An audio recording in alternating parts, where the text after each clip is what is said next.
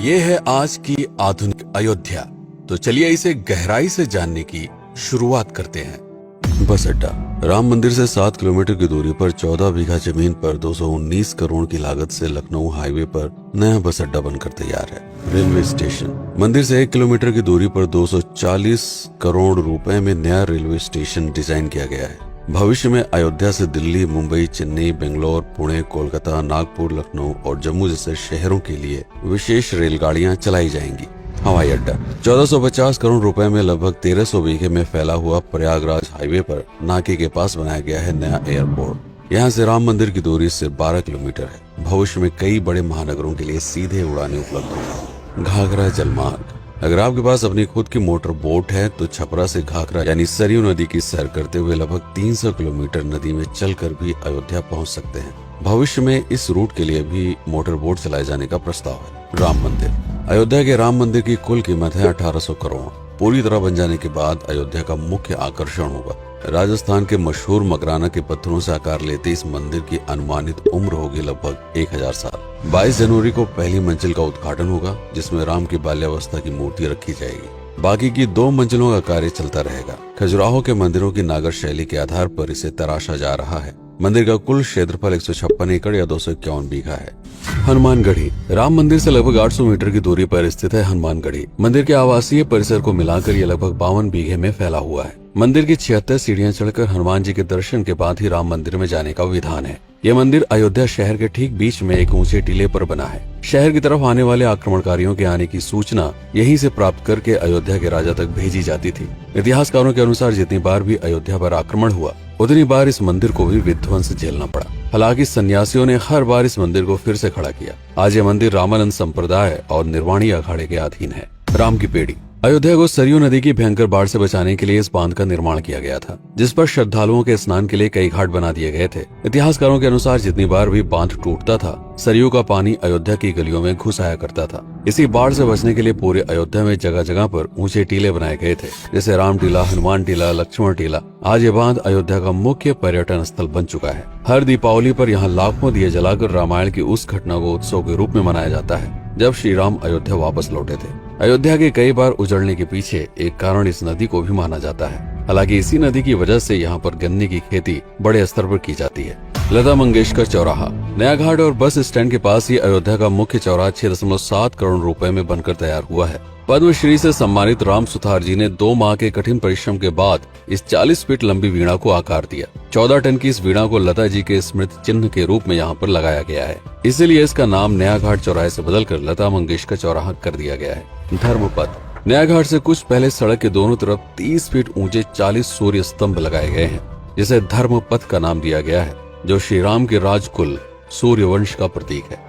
दशरथ समाधि स्थल। नए बस अड्डे के बगल से एक पतली रोड कछार से आगे बढ़ते हुए लगभग 12 किलोमीटर दूर ले आती है दशरथ समाधि स्थल, जो बिलहर घाट पर मौजूद है, जिसके बारे में मान्यता है कि यहाँ पर राजा दशरथ का दाह संस्कार हुआ था। राम मंदिर के साथ ही इस जगह को भी पर्यटन स्थल के रूप में विकसित किए जाने की योजना पर कार्य चल रहा है। भरत कुंड। अयोध्या से 15 किलोमीटर दूर है नंदीग्राम। यहाँ मौजूद तालाब को भरत कुंड कहते हैं। मान्यता है कि इसी जगह से भरत ने पूरे अयोध्या का राज कार्य संचालित किया था। पर्यटकों के लिए इस स्थान को भी विकसित किया जाएगा। गुप्तार घाट। राम की बेड़ी से सरयू नदी के किनारे चलते हुए 10 किलोमीटर दूर स्थित है गुप्तार घाट। ये कैंट एरिया में पड़ता है। इस जगह को श्री राम के जल समाधि के रूप में महत्व दिया जाता है। इसके अलावा अयोध्या नगर में हर गली में कई विशेष मंदिर हैं, जिनकी अपनी मान्यताएं हैं, कथाएं हैं, विशेषताएं हैं। पूरी तरह से विकसित हो जाने के बाद नई अयोध्या को पूरी तरह से जानने के लिए, इसका आनंद लेने के लिए कम से कम 3 दिनों तक यहाँ रुकने की आवश्यकता है। देश विदेश से ज्यादातर पर्यटक भारत आते हैं उत्तर प्रदेश में आगरे का ताजमहल देखने और प्राचीन नगर काशी और सारनाथ घूमने। प्रश्न ये है कि अयोध्या घूमने और श्री राम का मंदिर देखने के लिए भला विदेशी क्यों आएंगे?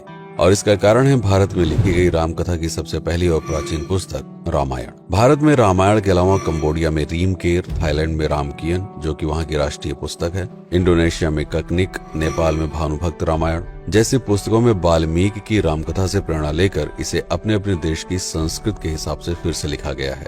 पात्रों के नाम, कुछ नई घटनाओं के अलावा मूल रामकथा सभी में एक जैसी है। इसके अलावा भारत में ही रामकथा को लेकर संस्कृत में 7 संस्करण, हिंदी में 3 संस्करण, गुजराती में 47, उड़िया में 14, तेलुगु में 5, कन्नड़ में 4 और अन्य भाषाओं में लगभग 17 संस्करण मौजूद हैं। इसके अलावा लिखे गए नाटक, कविताएं आदि को भी अगर मिला दिया जाए तो इस दुनिया में 300 से अधिक तरह से राम कथाएं बार बार लिखी गई हैं। इन सभी राम कथाओं पर कई विशेषज्ञों ने समय समय पर अध्ययन किया और अपने विचार दिए।